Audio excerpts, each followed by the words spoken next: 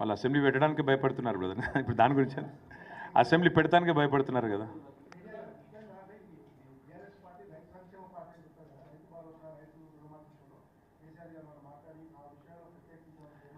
కేసీఆర్ గారు పార్టీ ఇప్పటిదాకా ఈ గత 14 నెలలుగా చేస్తున్న వివిధ కార్యక్రమాలు, ముఖ్యంగా నిరంజన్ రెడ్డి గారి నేతృత్వంలో మొన్న రైతు స్థితిగతుల అధ్యయనానికి ఒక కమిటీ ఏదైతే తీసుకున్నామో వారు చక్కగా పనిచేస్తున్నారు, జిల్లాల పర్యటనలు చేస్తున్నారు.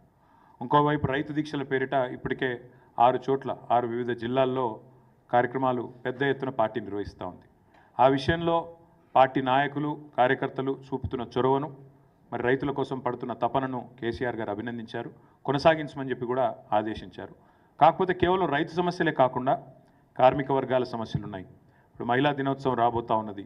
మరి మహిళల్ని ఈ ప్రభుత్వం చేసిన మోసం, జనగణన కులగణన పేరుతో బీసీలను ఈ ప్రభుత్వం వంచిన విషయం, ఇవన్నీ కూడా చర్చకు వచ్చినాయి. అందుకే కొన్ని చెప్పాను, కొన్ని చెప్పలేదు. కానీ చాలా విషయాలు, దాదాపు 30 మంది వక్తలు మాట్లాడారు, 4.5 గంటల సమావేశం.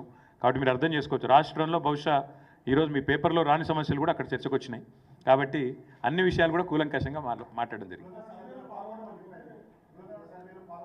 మేము అడిగింది ఏంది, ఒక్క నిమిషం, మేము అడిగింది మీరు చేసిన కులగణన తప్పుల తడక రీసర్వే చేయండి అన్నాం.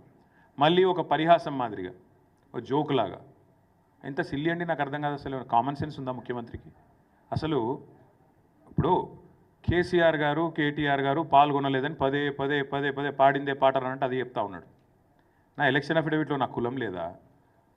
నాది ఏం తెలుసుకునేది? కొత్తగా ముఖ్యమంత్రి సంవత్సరం నుంచి తవ్వుతూనే ఉన్నాడు నా మీద, ఏం కేసు పెట్టాలని. నా గురించి తెలియదేముంది ఆయనకు? ఆస్తుల వివరాలు ఉన్నాయి, నా కులం పేరు ఉన్నది, నా అన్నీ ఉన్నాయి. ఆయన దగ్గర లేనిదేం పాడైంది? అసెంబ్లీ స్పీకర్ని అడిగితే ఆయన ముఖాన కొడతాడు. నేనేమంటున్నా అంటే చిల్లర మదాకులు చేయొద్దు. ముఖ్యమంత్రి అంటోడు ఈ చిల్లర మదాకులు చేయొద్దు. నీకు బీసీలో మీ చిత్తశుద్ధి ఉంటే 42% రిజర్వేషన్ ఎట్లిస్తావో చెప్పు. రాహుల్ గాంధీ ఏం చేస్తాడో చెప్పు. నీ పార్టీ ఏం చేస్తుందో చెప్పు. బీసీల మీద ప్రేమ ఉంటే 42% రిజర్వేషన్ ఇచ్చే మాట నిజమే అయితే ఎట్లా నీ కార్యాచరణ ఏందో చెప్పు. ఇంకొక మాట, ఇలా చాలా సిల్లీగా మాట్లాడుతున్నాడు, ఎట్లా సాధ్యమవుతుందని మాట్లాడుతున్నాడు. మరి ఎట్లా సాధ్యమవుతుందని ఎలక్షన్ల ముందు తెలియదా? కామారెడ్డి డిక్లరేషన్లో సిద్ధరామయ్య గారితో చెప్పించేటప్పుడు ఎట్లా సాధ్యమవుతుందని సోయలేదు ఆ రోజు?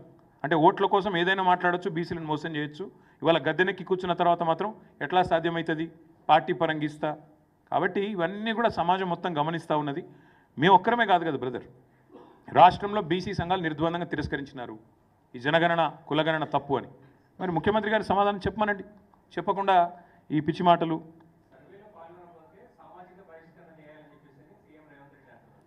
ఎవరిని ఎవరు బహిష్కరిస్తారో చూద్దాం బ్రదర్. ఎందుకంటే ఆయనను ఎవరు దేక్తలేడు, ఆయన బాధ ఆయనకుంది.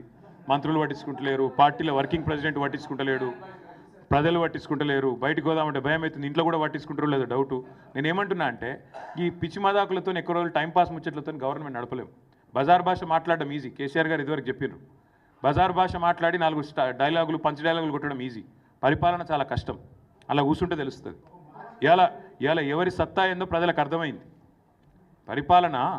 పరిపాలన సామర్థ్యం ఏందో ఇప్పటికే అర్థమైంది. ఇంకా రానున్న రోజులు అన్నీ తేలుతాయి. ఇక చాలేమైంది, ఇక చాలా చెప్పాను కదా. దేనికి 35 సార్లు పోయి పీకిందేముంది, కొత్తగా పీకేదేముంది?